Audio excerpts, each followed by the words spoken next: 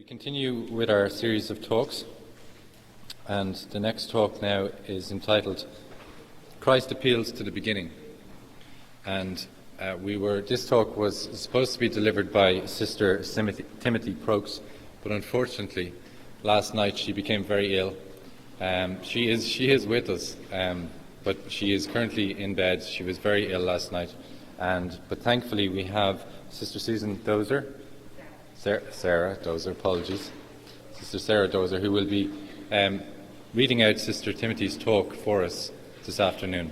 So I'm just going to introduce Sister Timothy, tell you a little bit about her, and hopefully she will be able to deliver her second talk during the weekend. So start praying for a speedy recovery. Sister Mary Timothy Prokes, a Franciscan Sister of the Eucharist, is currently Professor of Theology at Notre Dame Graduate School of Christendom College. She is also Professor of the Permanent Diaconate Program of the Diocese of Arlington, Virginia, and has taught in several colleges and universities in the US and Canada, frequently lecturing at conferences on the themes related to the theology of the body, bioethical issues, and the spiritual life. She has published several books, including Towards a Theology of the Body and Mutuality, The Human Image of Trinitarian Love, her most recent being At the Interface, Theology and Virtual Reality, in addition to several articles. Sister Timothy was one of 5 theologians in the Diocese of Saskatoon, Canada, invited by Bishop James P. Mahoney to read and critique one of the early drafts of the Catechism of the Catholic Church. She was also invited by the Commission on Theology of the Canadian Conference of Catholic Bishops to serve as a resource to the bishops of the Western region on matters concerning sexuality. So Sister Prokes' talk will be on Chapter 1 of Part 1 of Theology of the Body, Christ Appeals to the Beginning, which will be an in-depth look at God's original plan for human love according to the original intention of the Creator. And I invite Sister Sarah Dozer to deliver the talk to us this afternoon.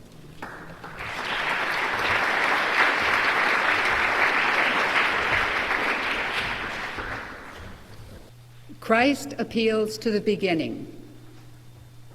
At crossings in shopping malls where there are kiosks which provide directions for the area, usually a large arrow points to a red dot and the sign says, "You are here." Visitors don't exclaim, "Oh good, at last we've arrived." Rather, such kiosks identify possible destinations. Anyone seeking information there must choose which path to follow. 30 years ago, Pope John Paul II was a living, embodied kiosk in St. Peter's Square. Week after week, he indicated to camera-toting pilgrims and tourists the way to understand embodied human life according to the divine intent of the Creator, from the beginning, as revealed in Genesis. Then God said, "Let us make man in our image, after our likeness." So God created man in his own image. In the image of God, he created him. Male and female, he created them.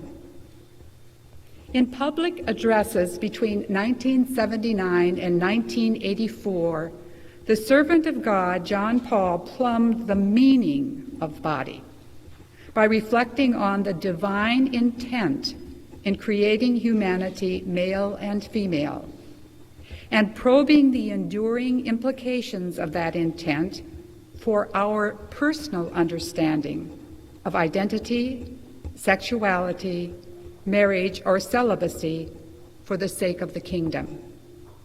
In this session of our symposium, the focus is on the mystery of beginnings, as John Paul explicated them in audiences 1 through 23, in order to see how that mystery touches us, our call, our time. To do this, we are invited to cross a boundary that was set at the tree of knowledge of good and evil, a boundary between 2 diametrically opposed situations deriving from primordial human choices. It is a boundary separating humanity's beginnings in original innocence from humanity wounded by original sin.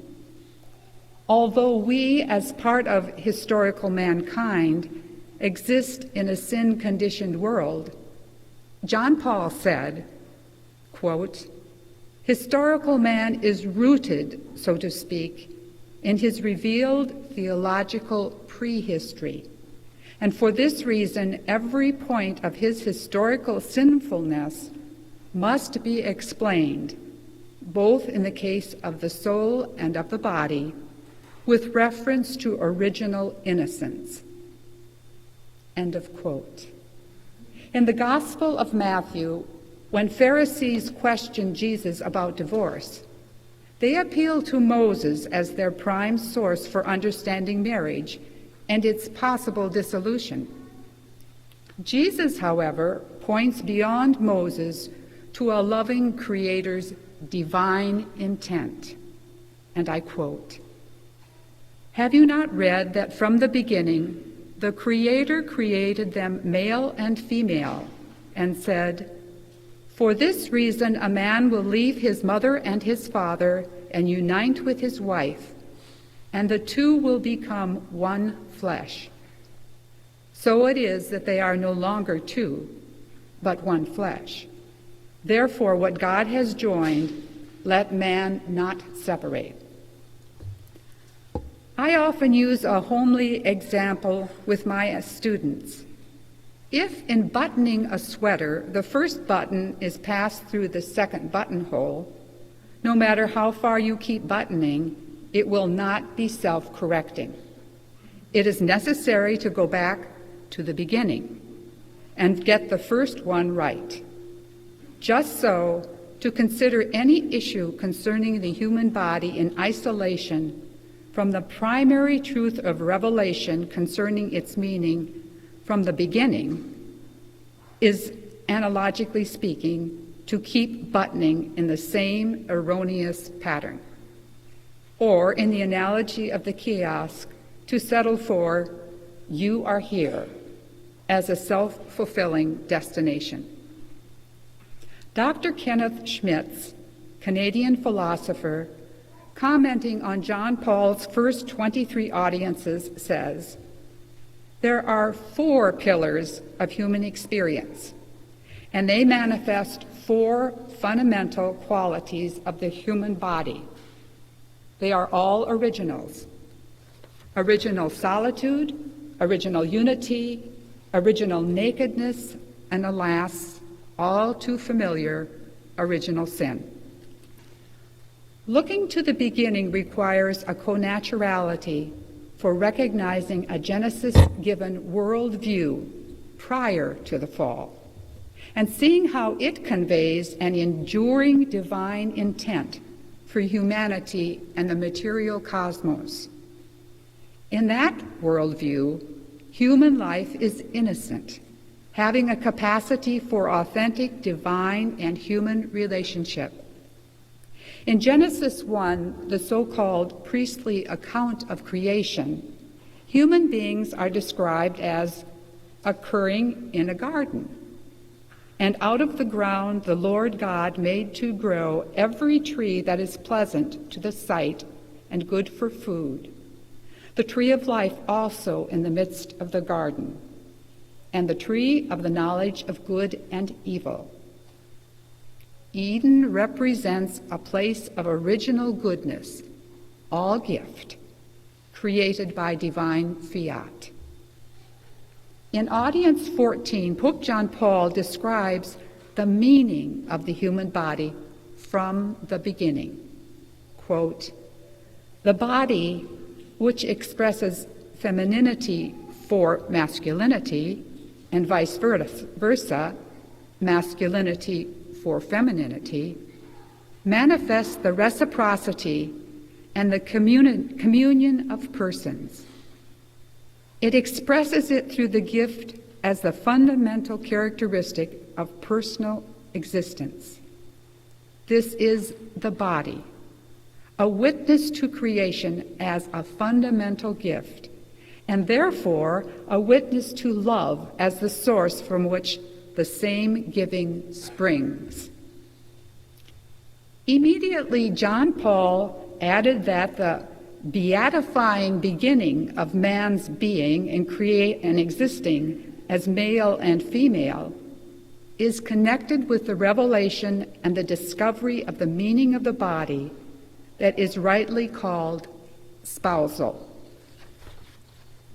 In two words, gift and spousal, Pope John Paul offers the key to his series of audiences on theology of the body. From the beginning, every human person is created bodily in order to be a reciprocal gift, to be spousal.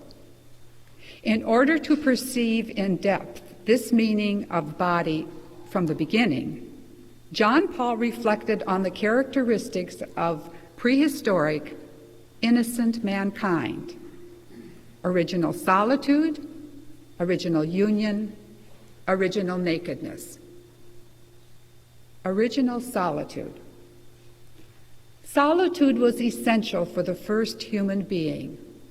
In a few verbal strokes, Genesis describes Adam, original man, coming to recognize his uniqueness among all other living creatures.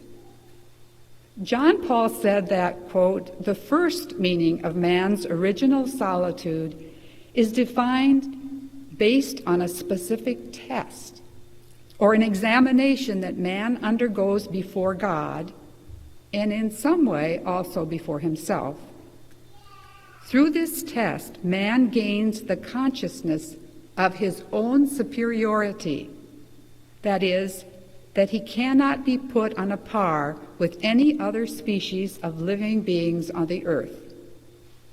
Adam is called to name them, but among all the animalia, wonderful as they are and named into their identity, there is no one like him among them. In solitude, he realized that there was yet no equal, no ezer kenegdo, whom he could address as uniquely embodied in relation to him. How essential it is for every person to experience solitude in order to recognize a unique identity and call and way of stewardship for other creatures. In his book, Theology and the Church, Walter Cardinal Casper says, two things belong to the person. The first is individuality in the sense of uniqueness. Every person is an original, something that exists only once. Consequently, according to the medieval understanding, a person cannot be defined, that is to say, captured in a general concept. But on the other hand, the person is also characterized by spirituality, and that means infinity. Human beings are open for reality as a whole. So even in the finite sphere, the person is characterized by the tension between the specific individual, for whom there is no substitute, and that individual's openness towards the whole of reality. In other words, in the person, the whole of reality is present in a way that is unique in every given case. End of quote. There is then a twofold meaning to original solitude. First, an initial recognition of human subjectivity and unique identity. And second, a preparation for receiving a complement of equal dignity, who possesses a capacity for relationship. John Paul says that Adam's cry upon awakening to Eve seems to say, look, a body that expresses the person. Teilhard de Chardin noted somewhere that quote, "Our bodies are not part of the universe that we possess totalitaire. They are the totality of the universe that we possess partialitaire." There is a constant interchange between our bodies and distant reaches of the Milky Way. Look down at soil and marvel. Christ and St. Paul urge us to contemplate seeds embedded in soil. In dying to itself, a seed capacitates the soil so that this disparate components of earth can be transformed into living plants. What seems to be an inert, dark mixture, through the self-gift of a seed, emerges green or red or orange, peas and carrots, to be taken into our bodies where they undergo another transformation into flesh and blood. For the first time in us, what seemed dissociated elements of earth are integrated to express us bodily. And we are able to bring levels of inanimate and living creatures to conscious praise of the Creator.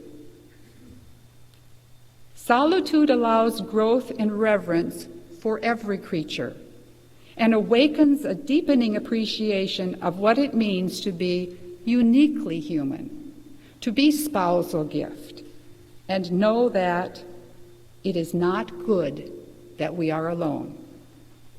In God's image, we are made for relationship, ultimately for relationship to divine persons. Augustine's prayer is crucial. Creasti nos ad te. You have created us toward yourself.